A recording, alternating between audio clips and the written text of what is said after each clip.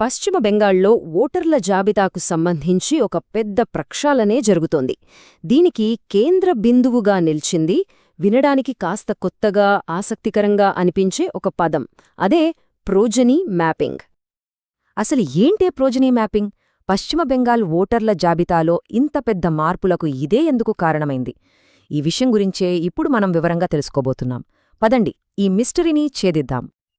సరే, ముందుగా అసలు ఏం జరుగుతోందో చూద్దాం.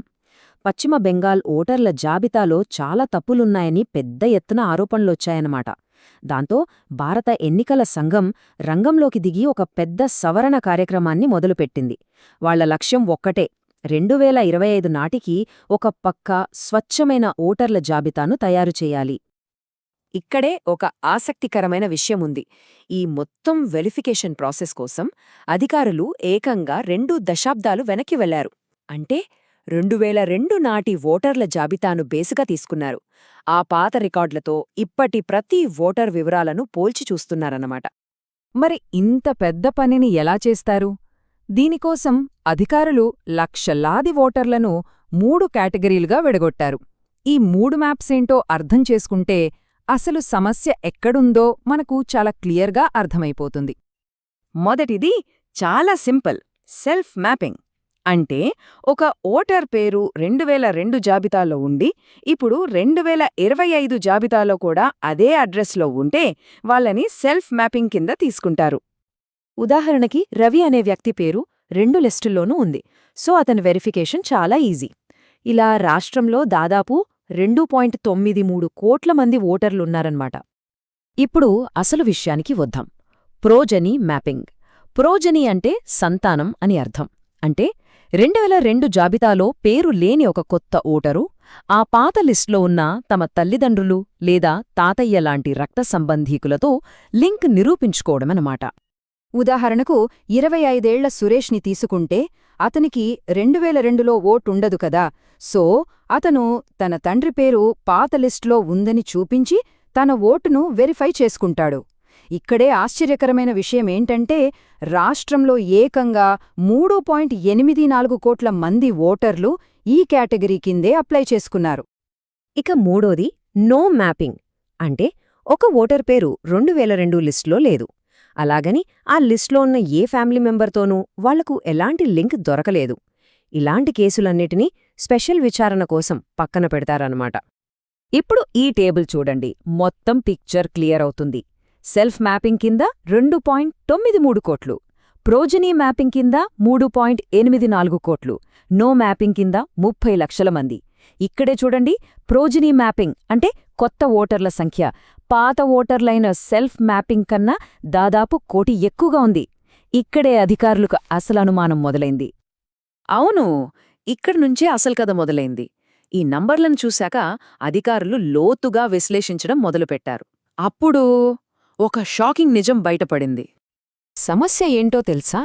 మొత్తం ఓటర్లలో సగానికి పైగా, అంటే 50% పైగా తాము ప్రోజనీ మ్యాపింగ్ కింద వస్తామని క్లెయిమ్ చేశారు.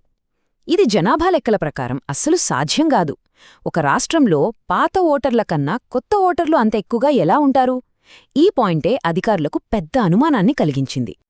మరింత లోతుగా పరిశీలించినప్పుడు మోసం ఎలా జరిగిందో స్పష్టంగా తెలిసిపోయింది. ఈ స్లైడ్లో చూడండి, ఇదొక పర్ఫెక్ట్ ఎగ్జాంపుల్. ఓటర్ ఫామ్లో ఒక వ్యక్తి తన తండ్రి పేరు సోమయ్య అని రాశాడు, ఎందుకంటే ఆ పేరు 2002 లిస్ట్లో ఉంది. కానీ ఆ వ్యక్తి ఆధార్, స్కూల్ రికార్డులు చెక్ చేస్తే అసలు తండ్రి పేరు భీమయ్య అని తేలింది. ఇలా ఒక్కరు కాదు, ఇద్దరు కాదు, లక్షలాది మంది తప్పుడు ఫ్యామిలీ లింకులు క్రియేట్ చేశారు. ఈ మోసం ఏ స్థాయిలో ఉందో అర్థం చేసుకోండి. హింగుల్గంజ్ అనే ఏరియాలో ఒక్క పోలింగ్ బూత్లోనే ప్రోజనీ మ్యాపింగ్ క్లెయిమ్స్లో 90% ఫేక్ అని తేలింది. అంటే 779 మందిలో 705 మంది మోసం చేశారన్నమాట. ఇది కేవలం ఒక్కచోట మాత్రమే కాదు. హేమతాబాదులోని మరో బూతులైతే 1000 మంది ఓటర్లలో 900 మందికి పైగా ఇలాంటి తప్పుడు ఫ్యామిలీ లింకులనే ఉపయోగించారు. అంటే ఇదొక వ్యవస్థీకృత సమస్యగా మారిందన్నమాట. మరి ఇంత పెద్ద సమస్యను గుర్తించాక ఎన్నికల సంఘం ఊరుకోదు కదా, దాన్ని సరిచేయడానికి ఒక పక్కా ప్లాన్తో ముందుకొచ్చింది. ఇప్పుడు ఆ పరిష్కార మార్గాలేంటో చూద్దాం. ఎన్నికల సంఘం 4 స్టెప్స్ ఫాలో అవుతోంది. ఫస్ట్, బూత్ లెవెల్ ఆఫీసర్లు ఇంటింటికి వెళ్లి వెరిఫై చేస్తారు. సెకండ్, అనుమానమున్న వాళ్లకు నోటీసులు పంపిస్తారు. థర్డ్, వాళ్లను ఆఫీసుకు పిలిచి ప్రూఫ్స్ అడిగి విచారణ చేస్తారు. చివరిగా ఫోర్త్ స్టెప్లో విచారణలో ప్రూఫ్స్ చూపించలేని వాళ్ల పేర్లను మాత్రమే లిస్టు నుంచి తీసేస్తారు. ఇక్కడ ముఖ్యంగా గమనించాల్సిందేంటంటే ఎవ్వరినీ గుడ్డిగా తీసేయరు. ప్రాసెస్ అంతా పక్కాగా ఉంటుంది. ఈ ప్రక్షాళనలో కేవలం ఈ తప్పుడు లింకుల సమస్యే కాదు, ఇంకా చాలా విషయాలు బయటపడ్డాయి. ఉదాహరణకు, చనిపోయిన 24 లక్షల మంది పేర్లు ఇంకా లిస్ట్లో ఉన్నాయి. 12 లక్షల మంది ఓటర్ల అడ్రస్సే లేదు. మరో 20 లక్షల మంది ఇల్లు మారినా అడ్రస్ మార్చుకోలేదు. అంటే చూడండి, దాదాపు 56 లక్షలకు పైగా ఓట్లు అటూ ఇటూగా ఉన్నాయన్నమాట. అధికారులు ఈ మొత్తం ప్రాసెస్ను వివరించడానికి ఒక మంచి పోలిక చెప్పారు. ఇది అచ్చం మనం టీ వడకట్టినట్టేనట. ఫిల్టర్ ఎలాగైతే టీ పొడిని వేరు చేస్తుందో అలాగే ఈ మ్యాపింగ్ టెక్నాలజీ దొంగ ఓటర్లను ఏరివేసి అసలైన ఓటర్లను మాత్రమే మిగులుస్తుంది. సింపుల్గా చాలా పవర్ఫుల్గా ఉంది కదా ఈ పోలిక. సరే, మనం చివరి భాగానికొచ్చేశాం. పశ్చిమ బెంగాల్లో జరుగుతున్న ఈ మొత్తం ఆపరేషన్ కేవలం ఆ ఒక్క రాష్ట్రానికే సంబంధించింది కాదు. ఇది మన దేశ ఓటింగ్ భవిష్యత్తుపైనే పెద్ద ప్రభావం చూపించొచ్చు.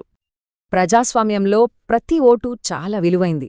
మన దగ్గర ఎన్నో ఎన్నికలు కొన్ని వేల ఓట్ల తేడాతోనే డిసైడ్ అవుతాయి. అలాంటప్పుడు ఓటర్ల జాబితా ఎంత పక్కాగా ఉంటే ప్రజల నిజమైన తీర్పు అంత కరెక్ట్గా బయటకొస్తుంది. అందుకే ఇది చాలా ముఖ్యం. సో ఇదంతా మనల్ని ఒక కీలకమైన ప్రశ్న దగ్గరికి తీసుకొస్తుంది. పశ్చిమ బెంగాల్లో ఓటర్ల జాబితాలను ఇంత లోతుగా ఫిల్టర్ చేస్తున్న ఈ విధానం భవిష్యత్తులో దేశవ్యాప్తంగా జరిగే అన్ని ఎన్నికలకు ఒక కొత్త స్టాండర్డ్గా మారుతుందా?